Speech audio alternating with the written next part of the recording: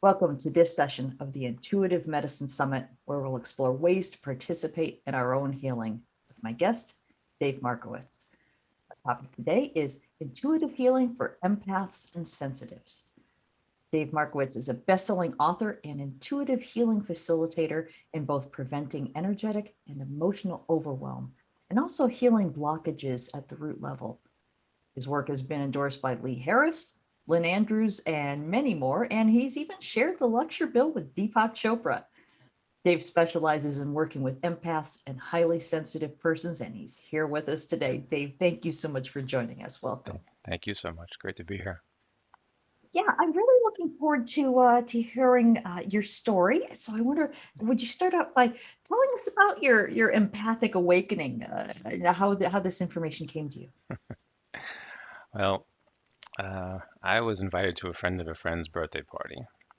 What I didn't know until I got there was that it was a bar crawl, so it was 7 bars in 7 hours.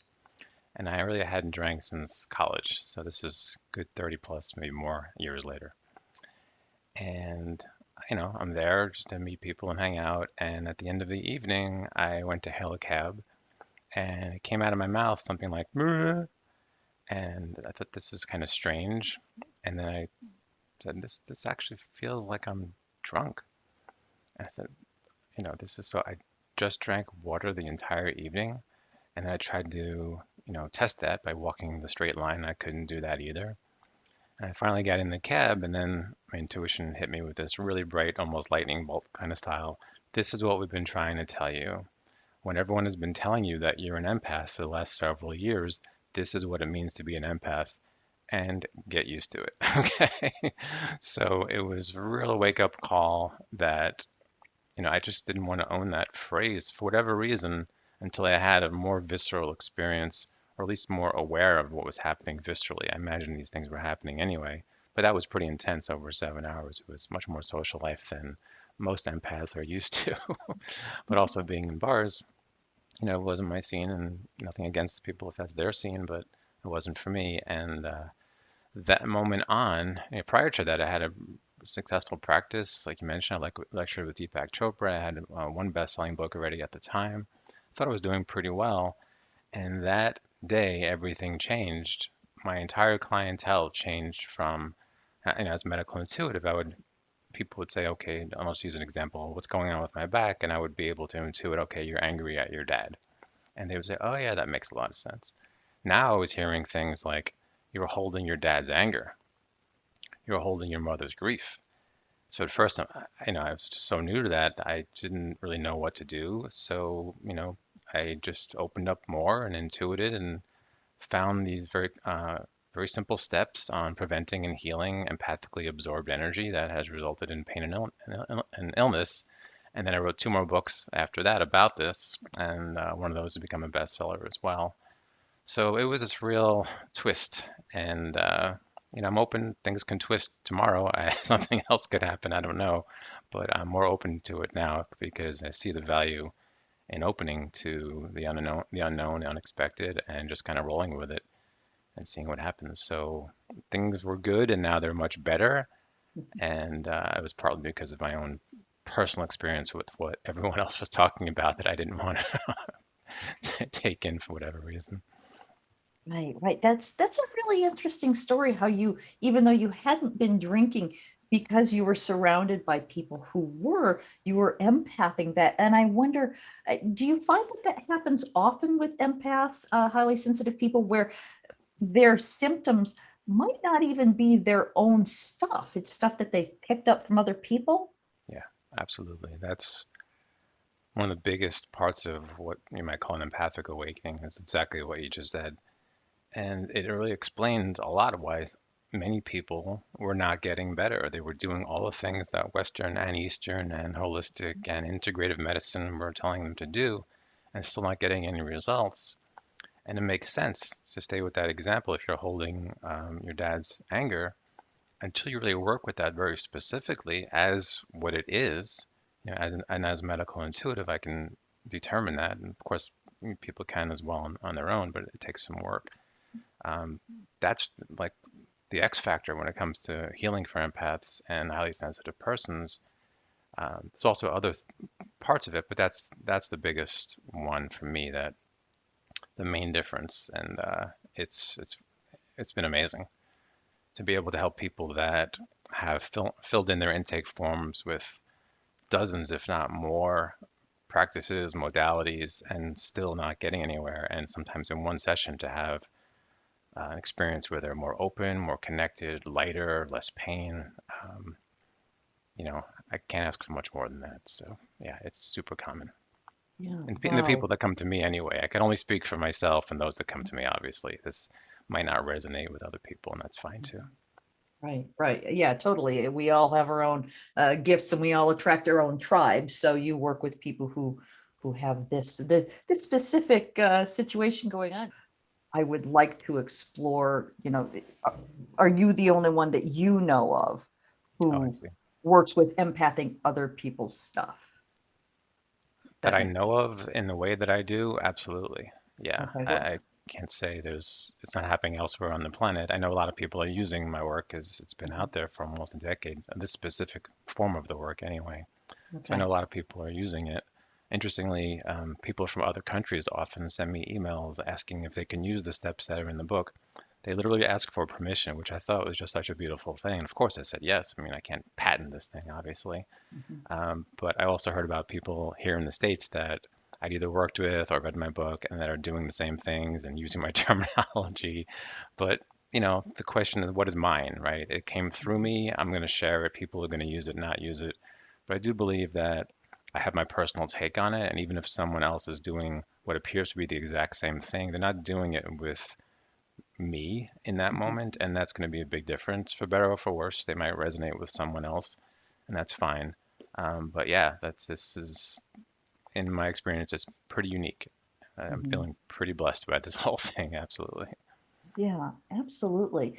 So then if somebody finds that this is what they're doing, how would they go about if, say, they don't have access to work with somebody who's familiar with your kind of work, or you're booked up, they need immediate help? How can they work with their own blockages, their own intuition to tell if their illnesses are empathing other people's things, or because it's stuff that they picked up from being highly sensitive? Yeah, great question. If there was a one magic step, I'd be a millionaire by now. But there are different ways of accessing your own internal energy. There are different ways of using your own intuition. One thing that I've seen for sure, among many, is that we often see things through our personal filter. This is one of the reasons why you might go to 10 different intuitives or 10 different psychics for the exact same thing and hear something very different. The left brain hates that, says, oh my God, what am I going to do? I have all these different answers.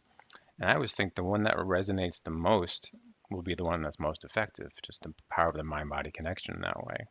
Mhm, Um, there are, and considering that as well, to really get quiet in the mind and ideally in the body when doing your own type of reading. Even then, it's still difficult for many people. I can't say most or all, obviously, but many, self included. And I've been teaching this. It's one of the functions of healing that I don't see spoken about very much. And I've read seemingly every book out there, of course, on all types of healing. And this is the idea that your ego is going to hate to hear. So, anyone listening to this, just kind of take a minute, take a pause, and I'm going to say something that you're going to hate to hear. So, and that is, I'll form it as a question. Okay. What if you can't do it on your own? I hear many wonderful people, teachers, start their talks by saying, you don't need me. And I want to say, what am I paying you for? Okay.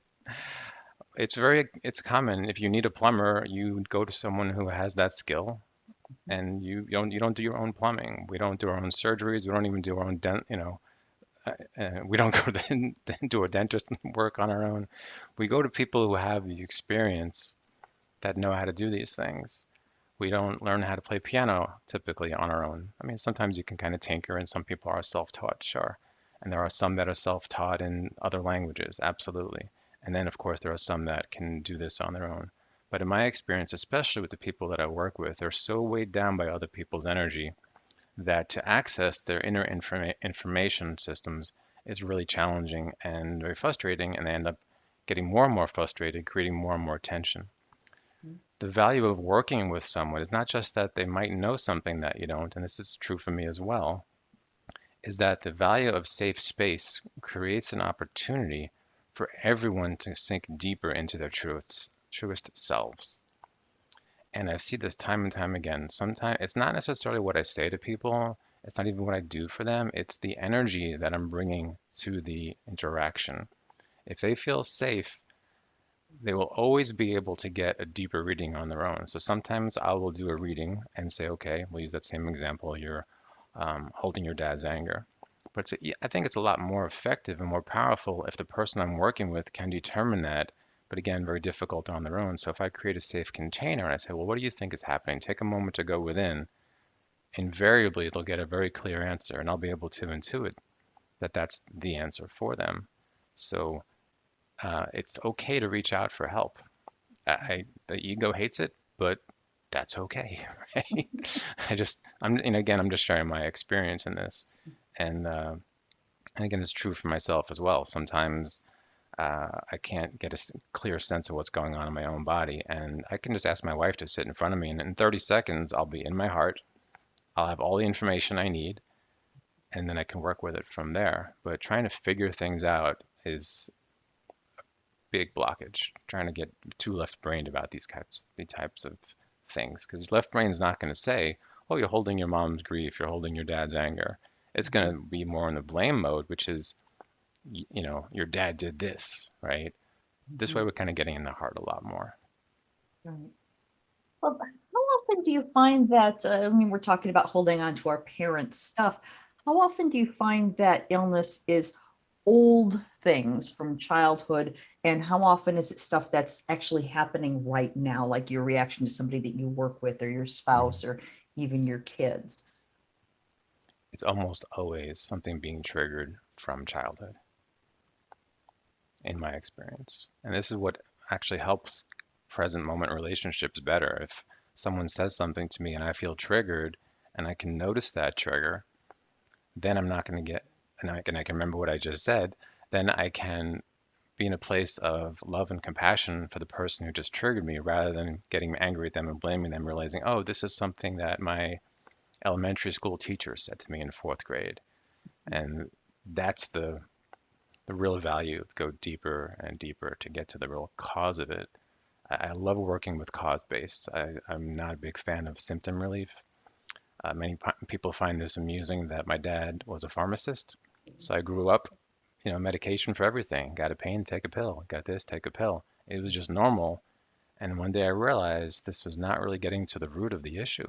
It's very, it's only addressing symptoms, which is fine and helpful for many, but it also goes with this idea that pain and illness is the enemy that needs to be defeated at all costs. Mhm. What I have found is pain and illness are messages telling us where we're off the mark, where we're not living our truest selves, where we're not speaking our truth, where we're not connecting from the heart. So if we're chasing away and trying to get rid of, again, use that example of back pain, if I'm trying to get rid of back pain, I'm actually trying to get rid of a message, which I need to hear and go deeper within and embrace actually. And if I'm just getting rid of it by going practitioner to practitioner or taking medications, just get rid of it. I just want to feel better. I'm losing an opportunity, and invariably, it will come back. And typically, it will come back worse. So when we get to the root level, we have a much better chance of permanent healing. So I'll put it this way as well. So if a medical intuitive were to intuit that your pain or illness is a direct end result of not having processed, let's say in this case, your grief, then it's only logical that you have to work with that grief to permanently heal, right? All Mhm. the other things, they're fine for what they are, but they're not getting to the root. And I love Mhm. working with the root, and that's part of the beauty of doing medical intuition and intuitive medicine is I can get to it, or like we said earlier, I can create a safe container where that person can access their own truth. Mhm. Hmm. Well, you mentioned we were talking about back pain connected to holding on to your father's anger. Do you find that symptoms and where they're located in the body, are they symbolic? Is it like reading tarot, where certain things mean certain things? So if you've got back issues, it means father, or does that differ from person to person? Great question. In my experience, there are those maps, and we see them. You can look them up in a few seconds on the internet that says exactly that. This pain means this. And that may or may not be true. You as an individual might need something very different. And I think that's a really important thing to note. So if you're working with what you're reading about and you're not getting the results that you want, there's probably something else happening. And the real challenge is the mind doesn't always want you to heal. The mind is protecting us from feeling the deeper levels of pain, emotional pain typically. So it will distract us from what we think is the actual cause.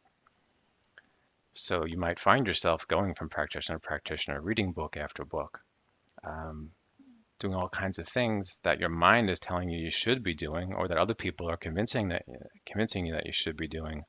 Whereas with the intuitive medicine, going within and seeing what's true for yourself, that back pain may be exactly what's written about in dozens of books, or maybe something completely different.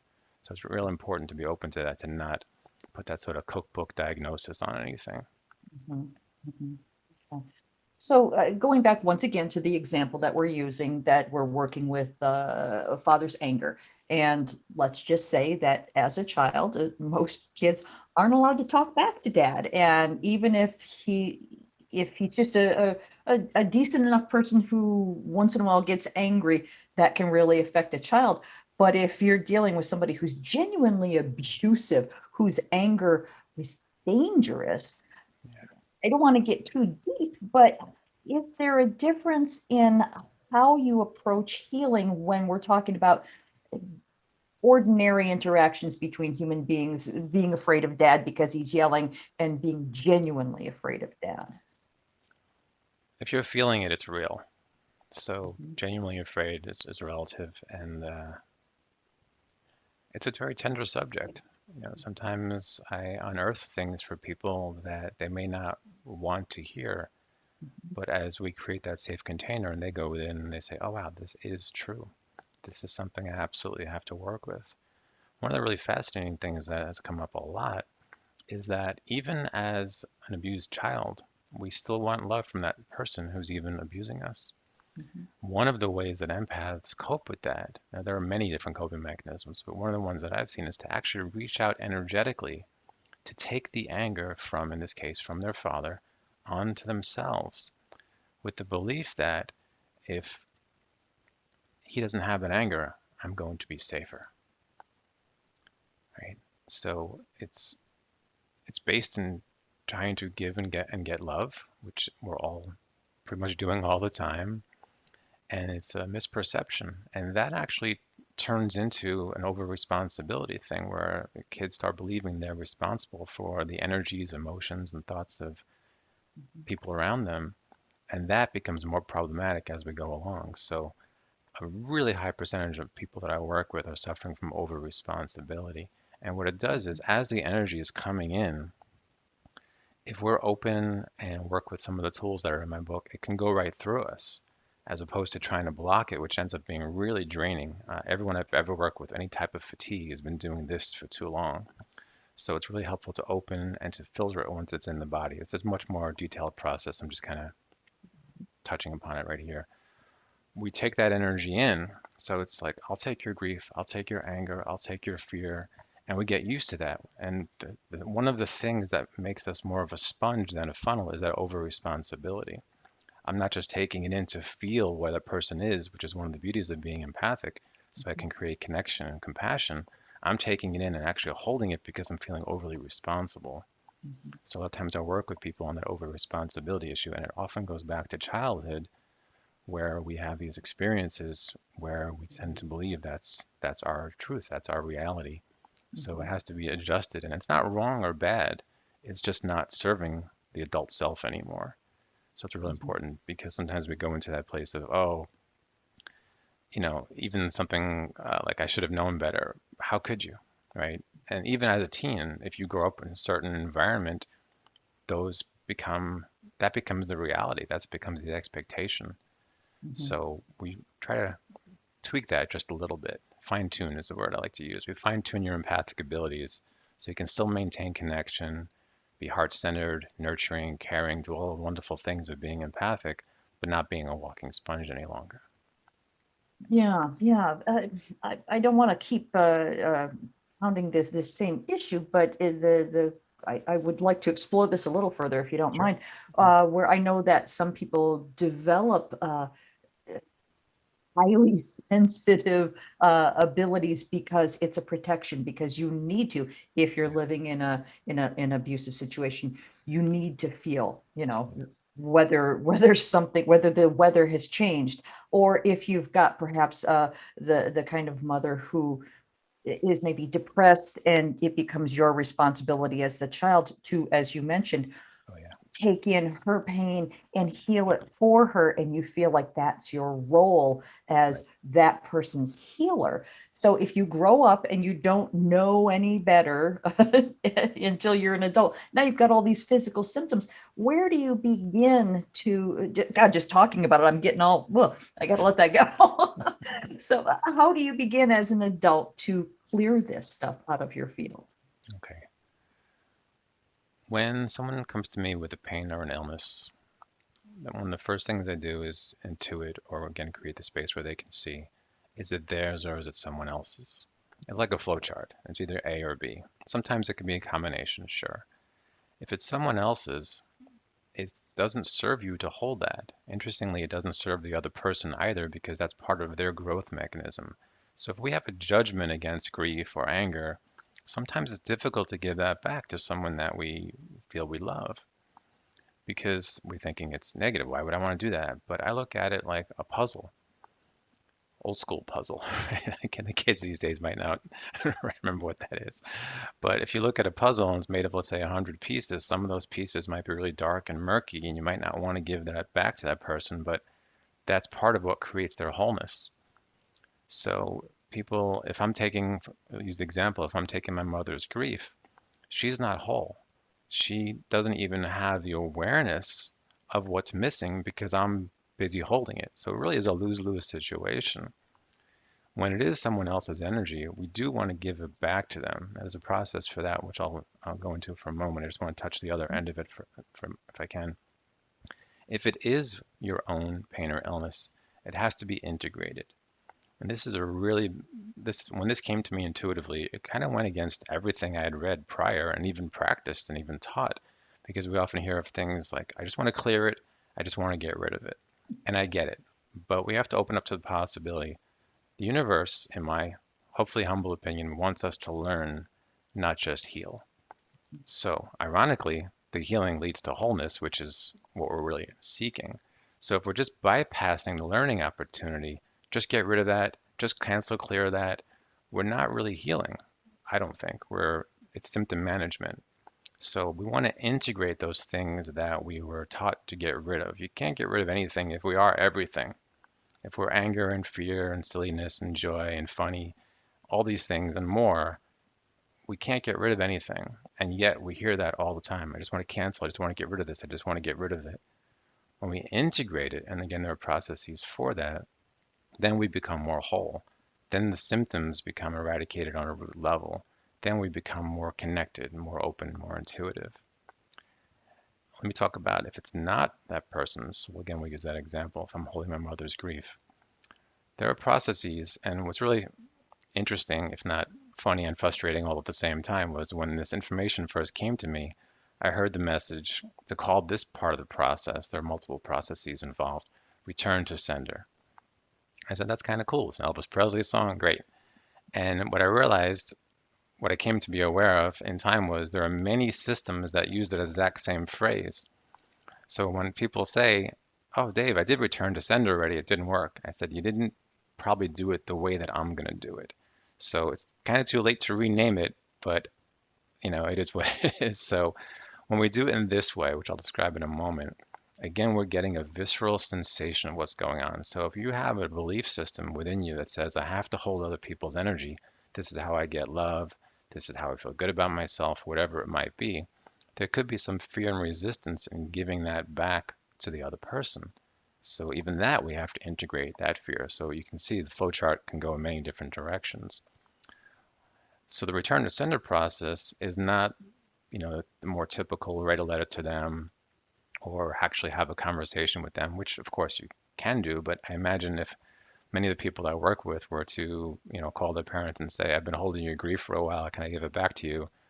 They might call the white coats on you. So we do it metaphysically. We connect with them through metaphysical means, and I guide the process. I hear intuitively exactly what to do, how much to do, and usually in just a few minutes, they feel a release. We work till the body tells us that we're done. This is another thing I always remind people. Said your mind is going to tell you that you're done way before you actually are, because your mind doesn't want you to heal. It's not, if we look at it in that perspective, then we can, be more aware of that and work with that, and we can actually give that energy back to people, and they can feel a difference in their bodies right away. So a lot of times people call me and say, is it going to take 4 sessions, 40 sessions, 1 session? I said, I don't know, but you will know, which is way more important than me playing psychic games with someone's health. I don't think that helps me or them. So you'll get to know when it's complete. And oftentimes there are multiple layers. You have mom's grief. You can have other things from family members, from partners, um, and of course different energies. So we give them back one by one. And each time you feel a difference in your body is getting a learning way more than me just talking to them, because I can repeat the same thing over and over to someone, let's say 10, 20 times. But if they have the experience in their body, that's way more valuable to me. You're working with the visceral, the feeling, the emotional body, not just Mhm. the left brain, which is somewhat involved, but ideally a little bit. Okay. So, um, and that's what one of the beauties of the healing, not just that it happens relatively quickly, it's that you get that experience. It's not me saying, oh, that feels better, right? It's me saying, how does that really feel?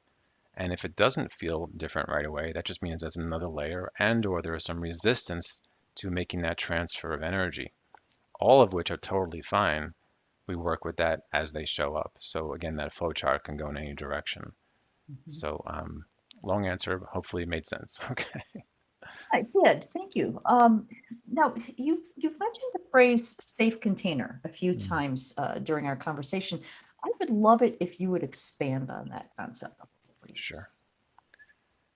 Well, let's start with the opposite for a moment. Sometimes you learn about things by learning about their opposite. So if you go to a practitioner and you don't really feel they're there for you, maybe they're kind of looking around or making notes or doodling, or you feeling, or they even say things that seem judgmental, like it's all in your head, which a lot of my clients have heard, which ironic because what isn't in your head, but that's another story. Okay.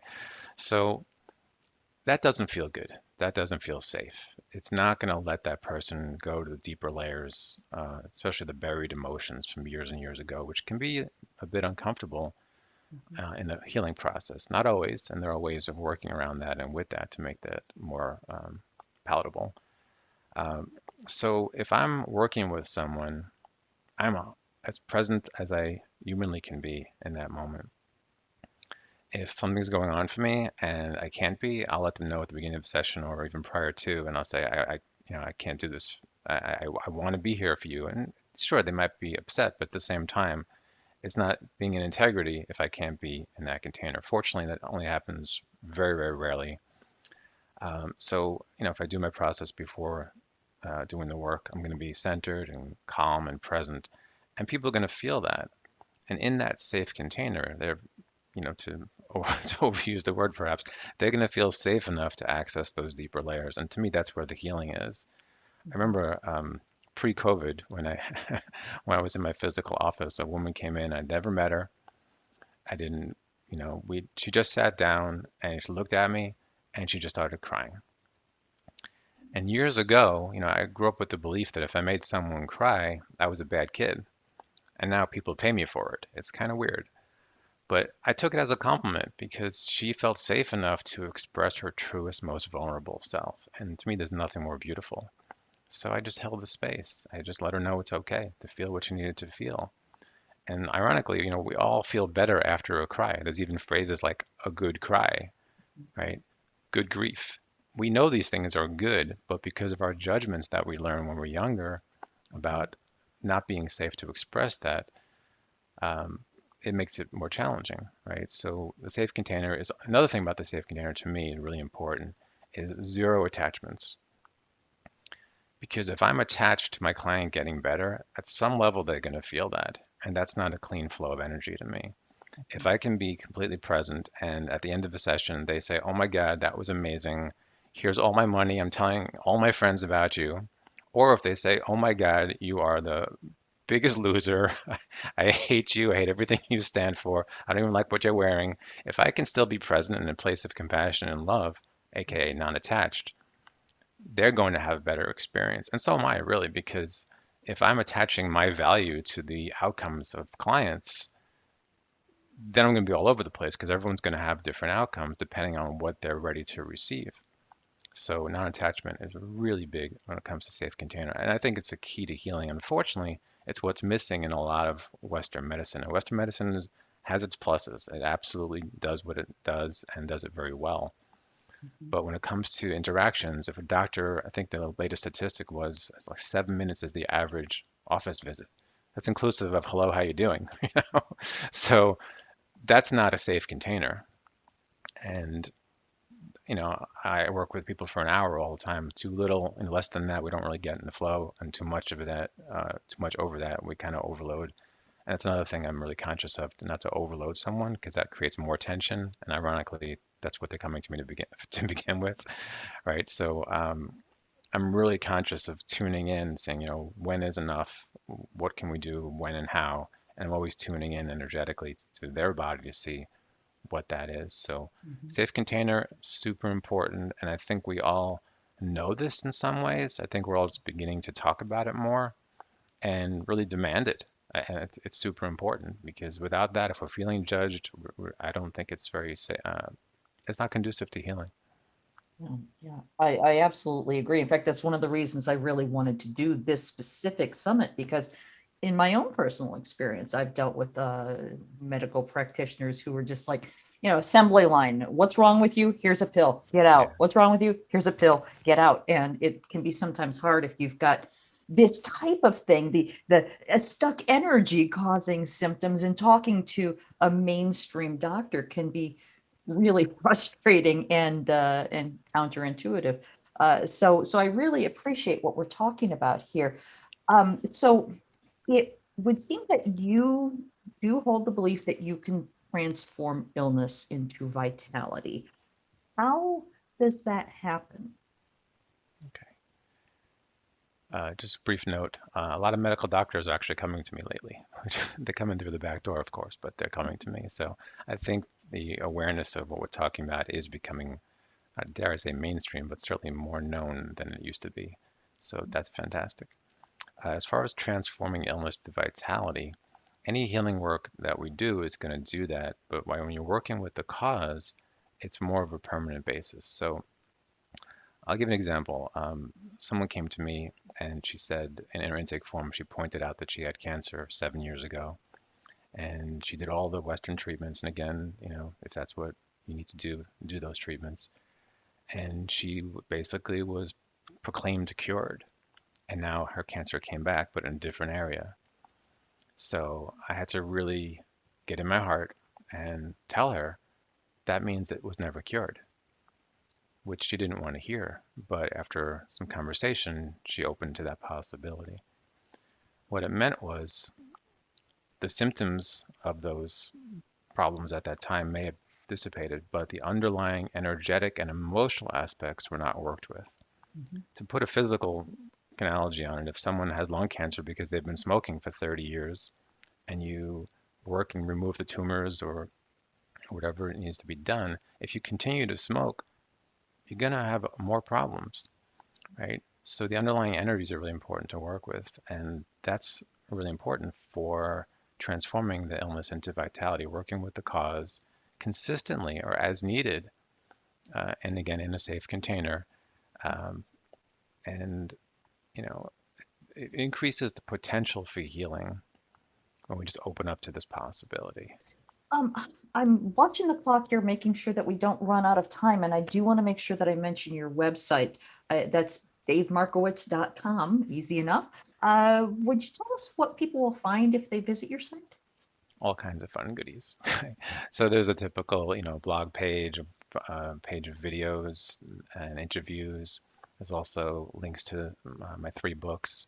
One of the things that has become really necessary during the pandemic, because a lot of people's income has been affected and we're missing that social interaction, I'm doing live streams 1 to 2 times a week, and they're pay what you can, so anyone can attend. And there are a lot of people that do every one of these, and there's a little network, of friends being formed. So the live streams are a combination of me talking about a specific topic like forgiveness, abandonment, muscle pain, all kinds of different things. Uh, so I'll talk about that for about 20, 30 minutes, and it's all intuited again, so I can just kind of be really present, see what the room needs versus what Dave thinks they need to hear. And then we do a healing meditation together, and that's really powerful. And then we do a little sharing exercise. Not everyone needs to, it's all voluntary, of course. But I think it's really important because so many of us grew up feeling unseen, unheard. And again, in this safe container where other people have also felt that, we can actually share. When I do the recordings, when I share the recordings afterwards, I actually take out people's shares because they've told me that increases their sense of safety. So when you go to the archive page, you can hear a live stream. You won't hear the shares, but you'll hear me, and the healing energy will still be in there. We don't have time to go into the quantum physics of that. Just open up to the possibility. And if it sounds bizarre, then don't worry about it. But if it sounds exciting, you can do that. So there's live streams, and of course, there's private session information. So really everything's on there. And of course, during the pandemic, all my work has become virtual. So it used to be a large amount. Now it's all. So wherever you are, if you're listening to this in Botswana or watching it in Sweden or right here in the Pacific Northwest, we can work together. All right, that I love the pay what you can method, and I know this isn't about intuition in medicine, but if you don't mind, I'd like to talk about that for just a second Sure. because again, with my personal experience with friends, family, etc., when presented with something like that, as generous and wonderful as it is, it can sometimes be a little intimidating because okay, pay what I can. Oh, I have to pay more than I can because otherwise I'm cheating or etc. How do you advise somebody to really tap in and genuinely pay what they can genuinely afford without being cheap or overpaying? Uh, Ideally, go within and see what feels right. I think sometimes we feel that spiritual or esoterics and metaphysics, they don't really apply to the physical world, but I think they do. Mhm. So it's okay to intuit, oh, can I afford X amount? Can I afford Y amount? Can I afford Z amount?